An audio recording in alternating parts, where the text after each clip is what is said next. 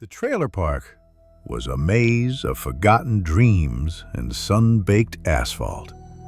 Every summer, the heat pressed down like a shroud, and the cicadas screamed a relentless dirge.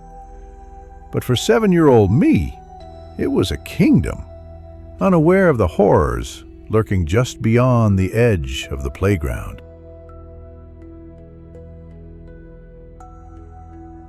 I remember the smell of damp paper and stale sweat inside the mailhouse, a place that held secrets along with bills and junk mail. One afternoon, a man I didn't recognize was there, wrestling with heavy bags of concrete. He smiled at me with eyes that held a strange, unsettling gleam. He asked for help, and my 7-year-old self felt a thrill of importance.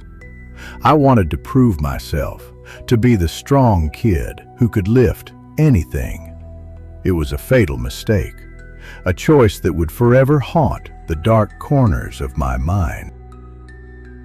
His hand on my waist felt like a venomous spider crawling on my skin.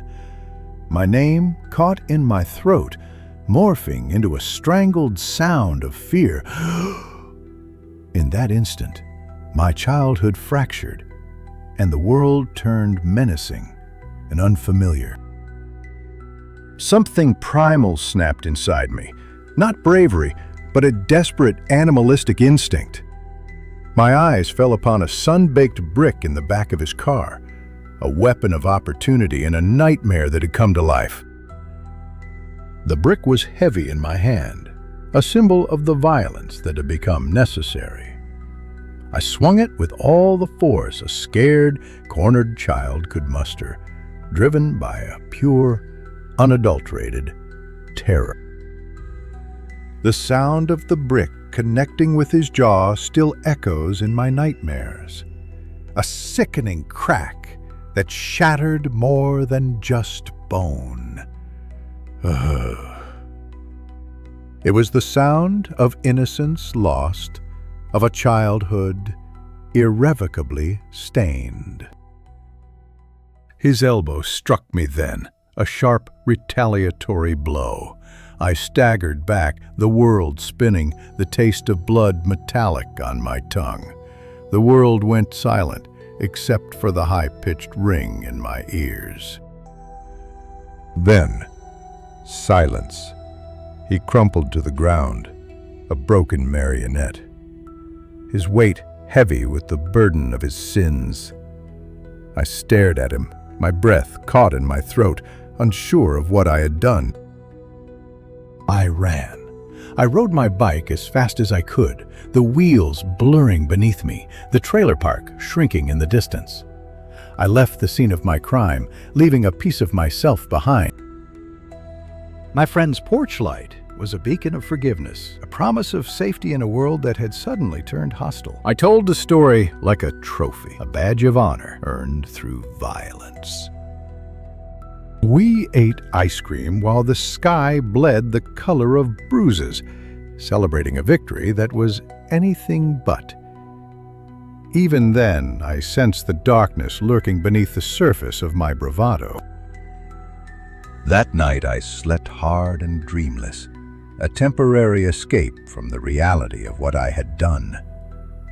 But the silence wouldn't last. The monsters always return. The trailer park returned to its usual noises, a dog barking like a broken bell, a screen door slapping in the wind. Normality stitched itself back together, a fragile facade masking the horror beneath. Years later, I learned the man was in a wheelchair, unable to feel his legs. He had no memory of that day, a blank slate erasing the violence between us. I knew my sins will never be erased. People said I got off scot-free, that the trauma was wiped clean for him, but for me, the stain remained. a constant reminder of the violence I was capable of. The brick was a clean, certain answer to a dangerous reach, but the answer did not free me. It chained me to the past, bound by guilt and the lingering scent of fear. A shadow sits in my chest, a weight that echoes every time I ride past the mailhouse, every time I hear the wind rattle the empty concrete sacks.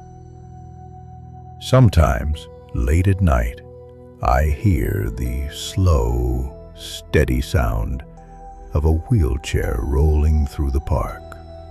Too soft to be coincidence. My hands go numb at the memory. The boy and the man are sharing the same silence, a pact forged in violence and regret. But the man never knew of our shared silence. I tell the story like a confession, a desperate attempt to exorcise the demons that haunt me. I tell it like a warning, a cautionary tale of violence and its corrosive effects. The trailer park is still there, still small and loud and ordinary, a constant reminder of my past. The mail house still smells of paper and something older, something darker. A scent that clings to my memories like a shroud. The brick is gone, vanished into the ether, but its impact remains, a permanent scar on my soul. I have never found rest since that day. The rest is not. The guilt, the fear, the memories, they linger, clinging to me like shadows, forever bound to that day. Even in my dreams, I see the face of the man in the wheelchair. His eyes are vacant, his gaze cold and empty, mirroring the hollowness inside me. The weight of the brick still presses down on me, crushing my spirit, suffocating my hope. It is the price I pay for a moment of desperate violence. My reflection in the mirror is a stranger, haunted by the ghost of a child who made a terrible choice. I wonder if I will ever find peace. The cicadas still sing their relentless dirge, a constant reminder of the summer that changed everything. The mailhouse stands as a silent witness, a monument to a moment of violence that will forever define me.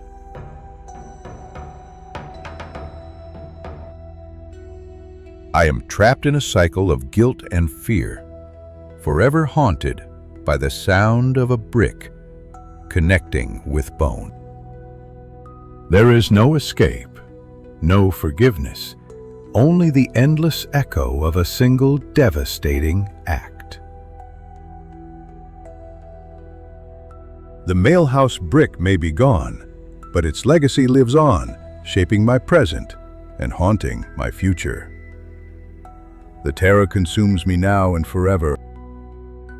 And as I fade from this world, and as the memories of the trailer park are washed away from my conscience, I can only imagine what awaits me in the afterlife.